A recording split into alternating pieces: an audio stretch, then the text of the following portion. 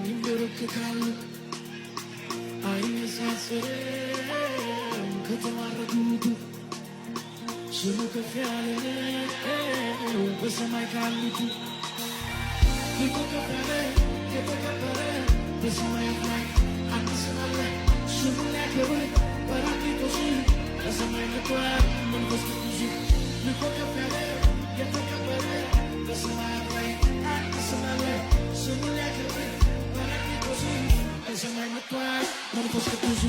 በስሙ ላይ ክብር አለ